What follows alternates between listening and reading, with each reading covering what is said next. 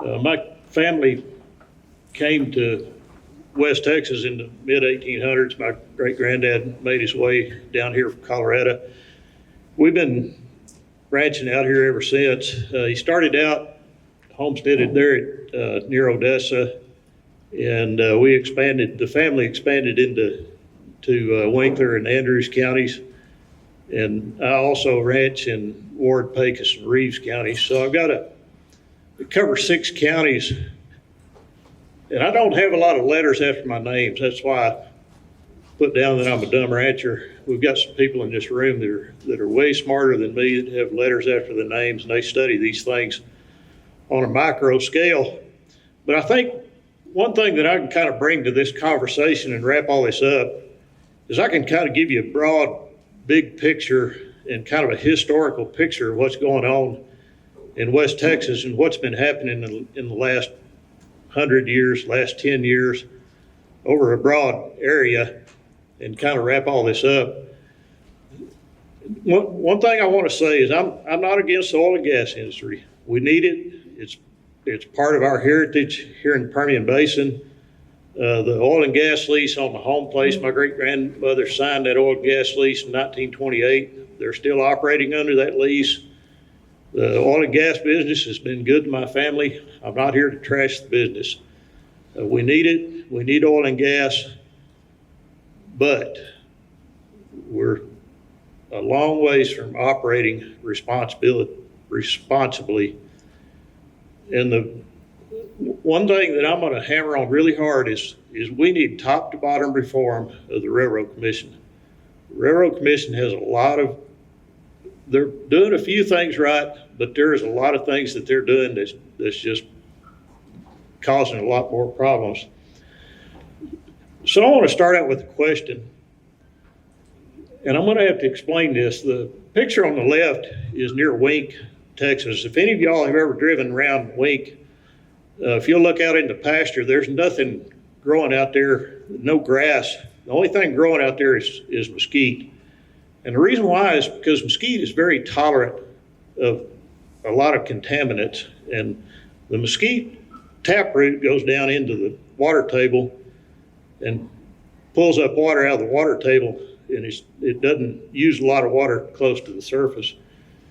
The Hendrick Field over at Wink is the discovery field for Winkler County. They started drilling in that field in 1926. They produced a tremendous amount of oil out of that field. A lot of your major oil companies, they made their chops in the Winkler in that Hendrick Field. Gulf, Sinclair, Sun Oil Company, a who's who of the oil field, they made their chops in the Hendrick Field. What they did back in those days, when they started making oil, that field produced a lot of oil from 1926 to 1937. In 1937, that field started watering out. Some of the water cuts on those wells were 98% water. And they separated that water, and they didn't have the UIC program back in those days. So they ran that water into shallow pits around Wink, and they also ran it into the Hendrick, this lake that's about 2 miles north of Wink. And what happened is they kept running that water, 13 million gallons a day of water into that lake and into those surface pits. And it poisoned that ground forever. So what my question is, and the thing I want y'all to think about is, what are we doing different today than we did back then?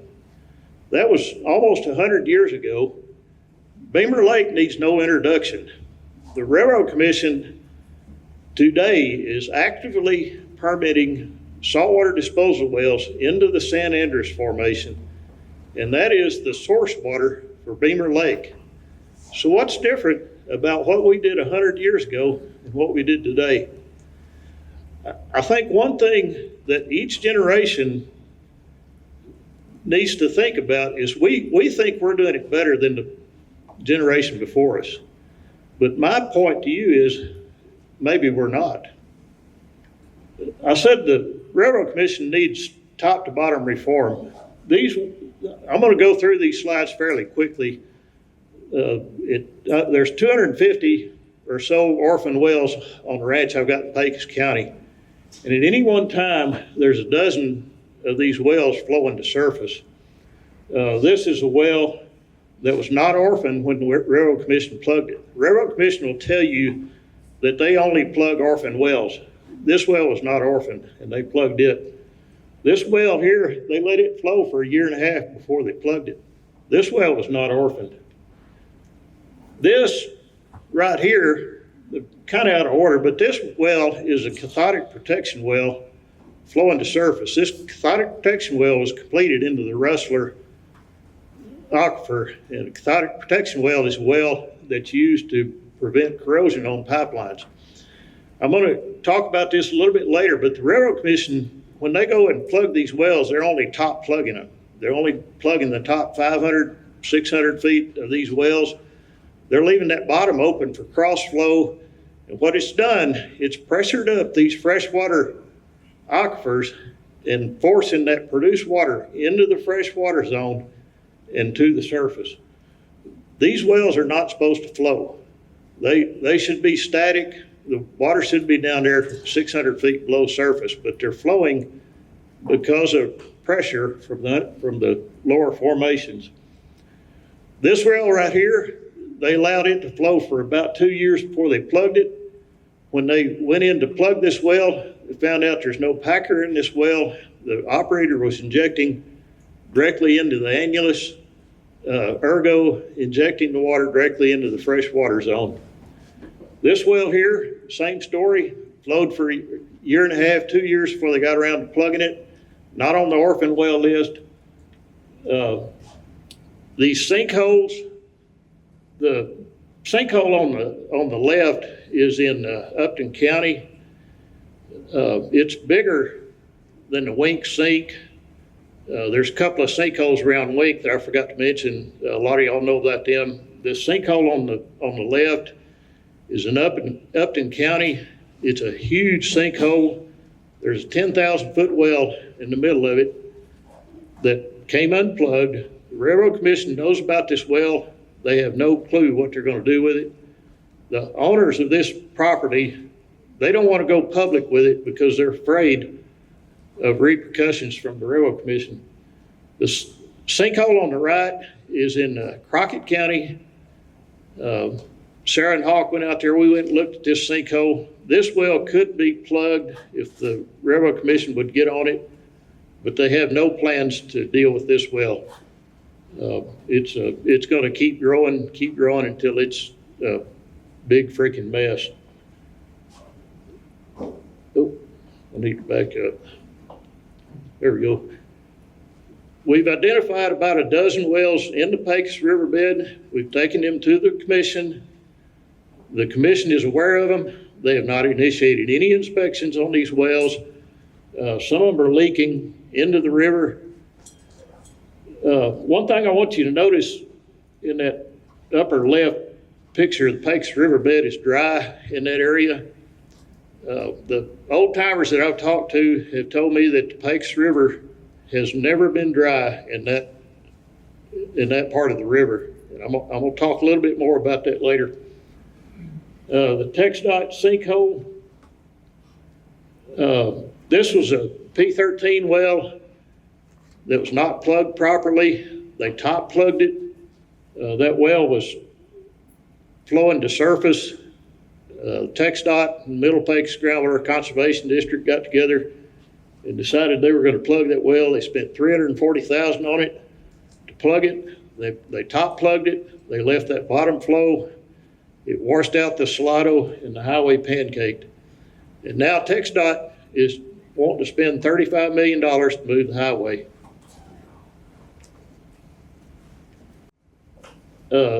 Sulfur well. This is a sulfur well, sulfur core test well, drilled by BP back in 1969. This was first reported in 2015 to the Railroad Commission by that guy back there in that purple shirt with a smile on his face. He can tell you all about this well. This, we went and found the records.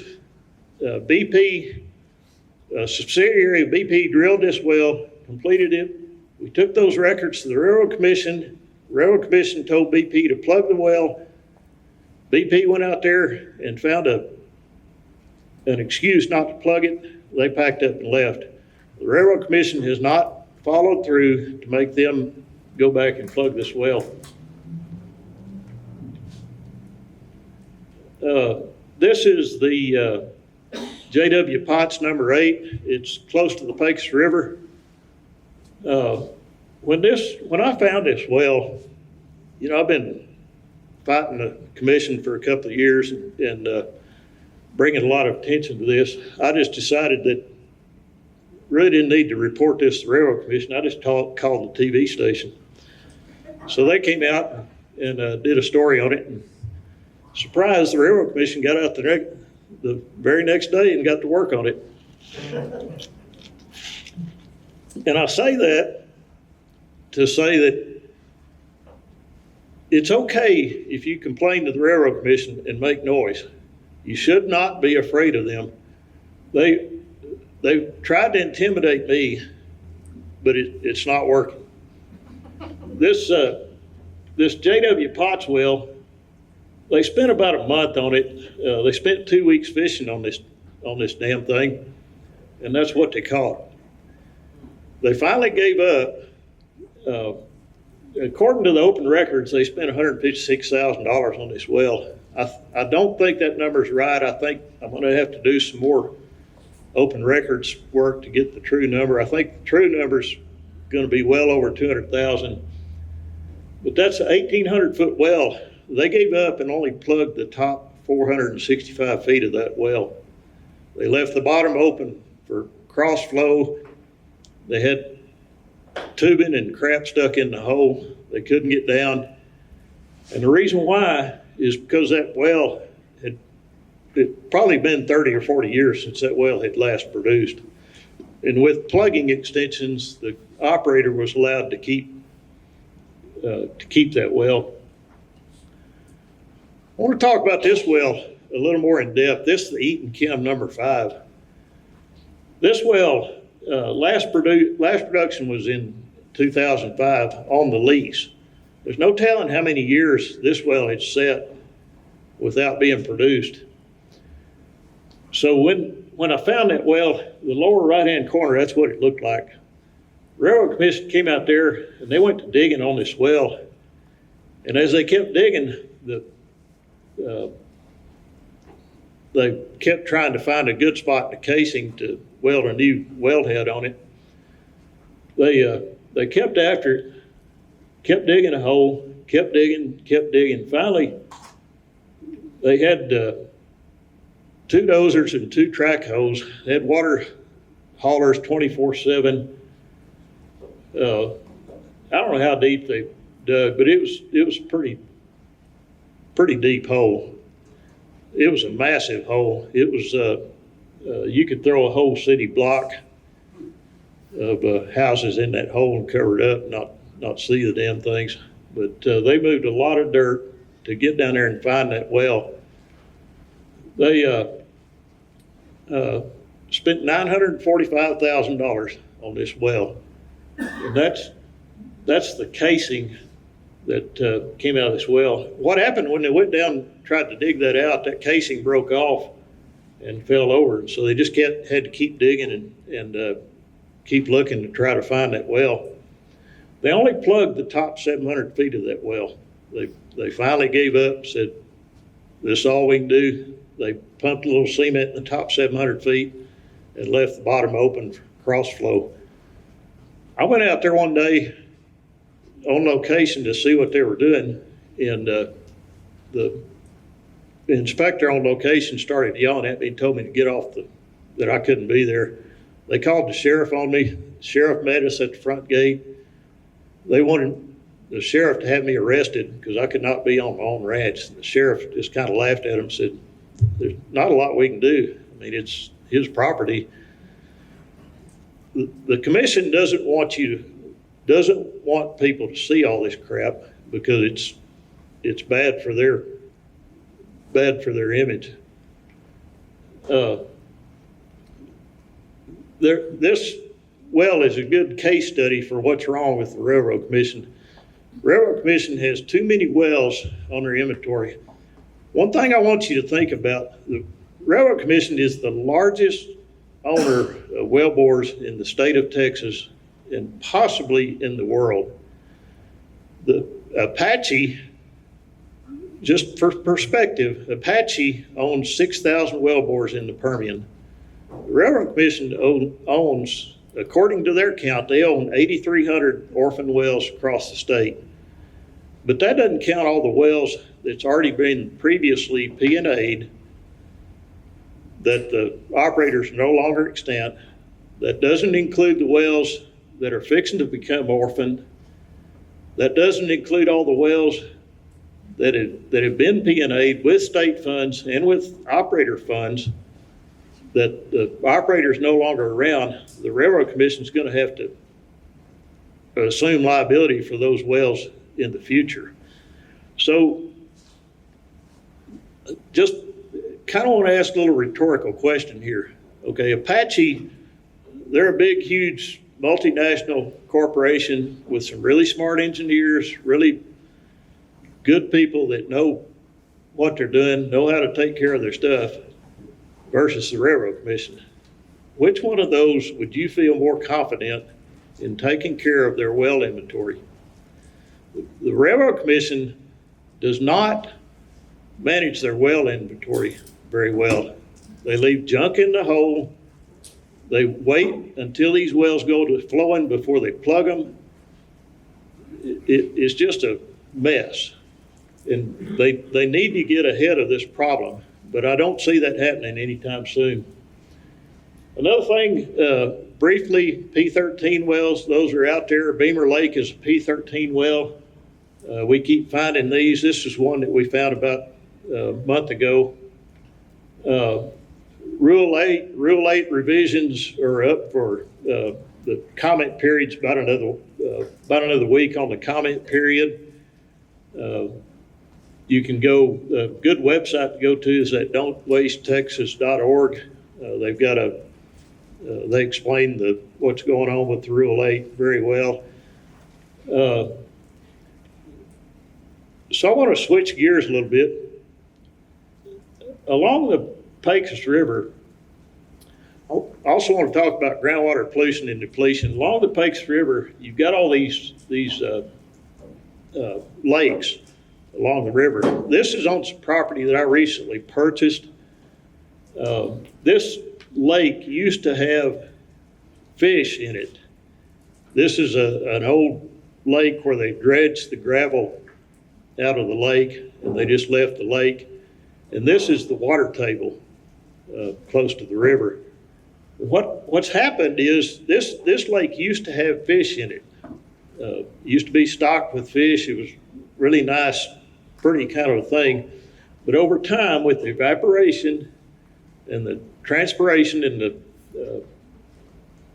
pollution and all that, the TDS on this lake is 63,000 TDS. If it'll sustain aquatic life, it's going to be some pretty tough fish that live in that lake. Those lakes are located all up and down the Pecos River. These are a couple of them that I just took off Google Earth, but there's quite a few of these things along the Pecos River. They dug down, they dredged the gravel out and left the lakes open, and what's happening is the water is evaporating along the Pecos River. I don't have a lot of letters after my name. There's some people in here that probably explain this to you a lot better. But when you have the water table exposed to the air, what's happens is it evaporates and it takes water out of the river. I don't claim to be smart enough to know what to do about these, but I think these need to be looked into, and that we need to quit doing this. There's a lot of them around, and it's not good. Another thing I want to mention briefly, my family ranches in Winkler County. I never, in my wildest dreams, imagined that there would be a dredge in the middle of those sand hills. This is one of the sand mines in Winkler County. They built a lake and dug the sand out until they got to the water table, and then they put a dredge in it and went to dredging the sand out of the sand hills to mine the sand and use it for fracking.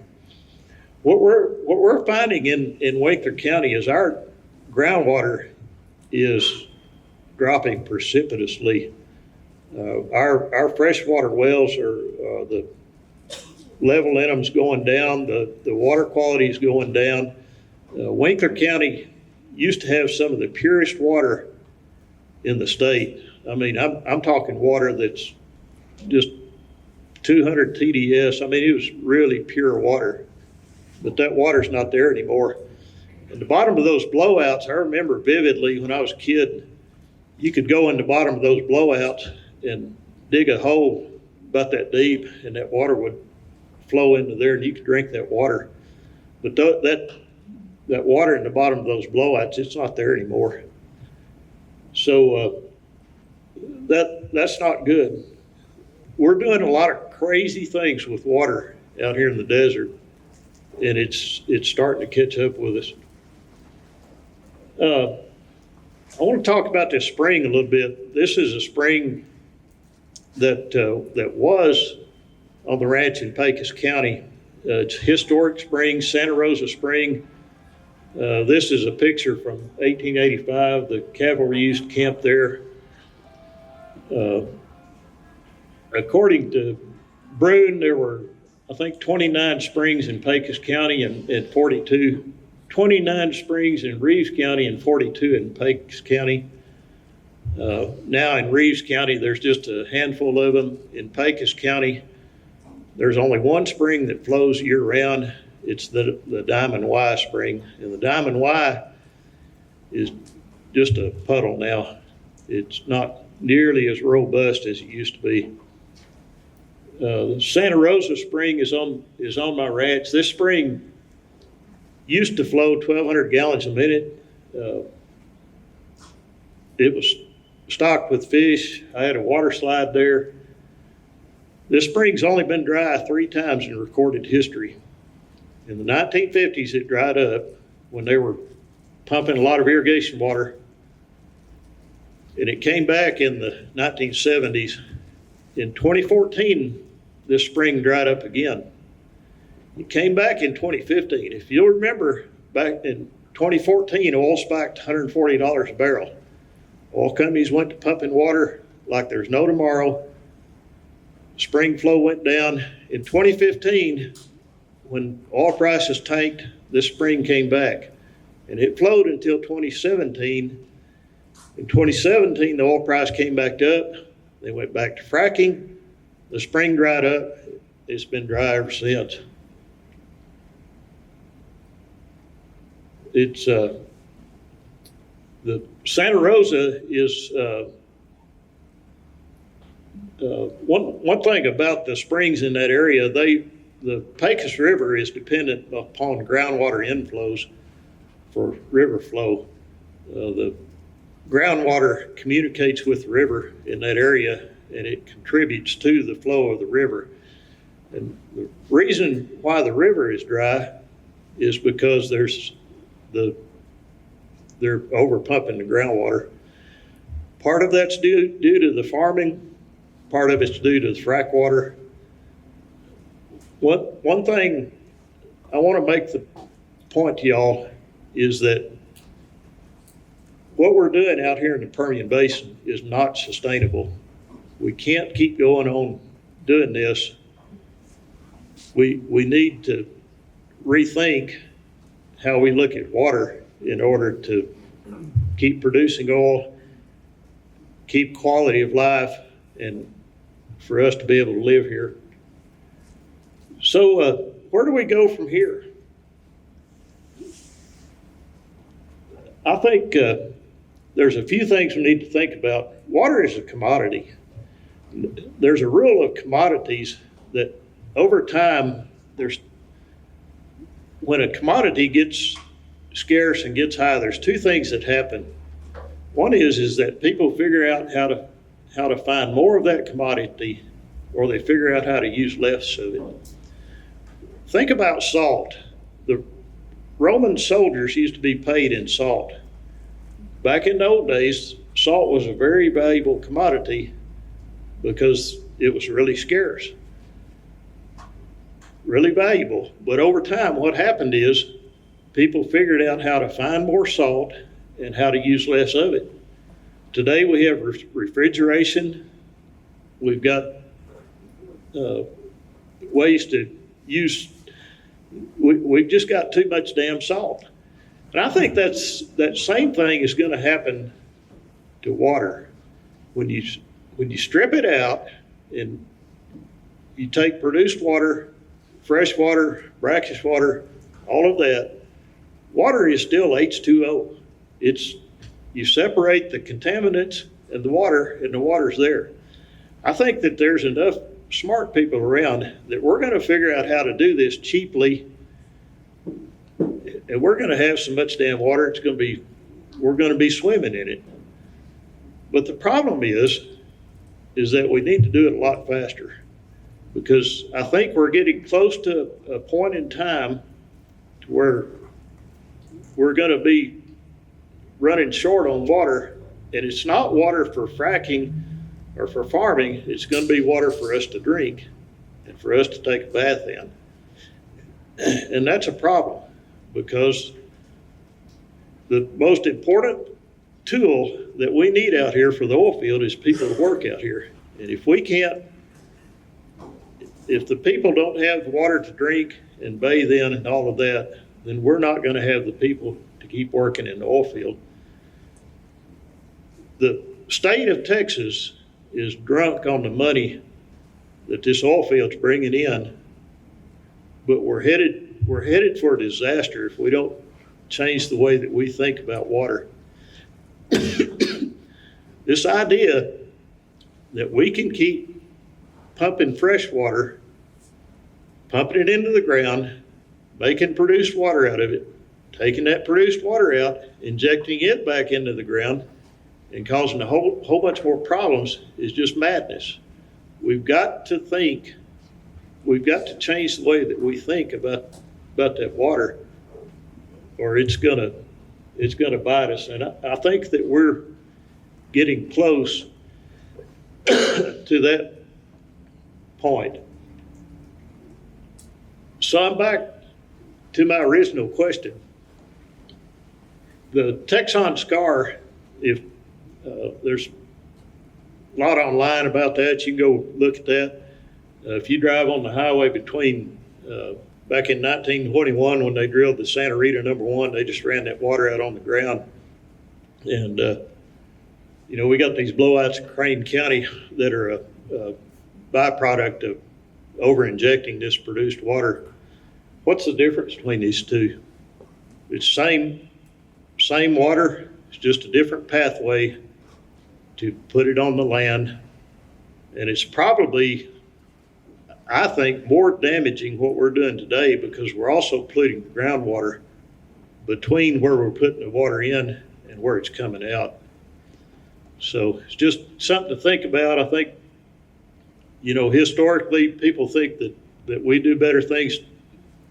We do it better and smarter today than we did 100 years ago, but I think we need to rethink that and kind of have a reality check about how we're looking at water today. So, anybody have any questions? I really would like to talk. I'm sure you would. I'd love to talk to you. In the minutes I want to make, that I need to make for this Sequoia thing over here. Are you going to be around for a while? Yeah. Okay. I want to talk to you. I think we can help each other. Okay.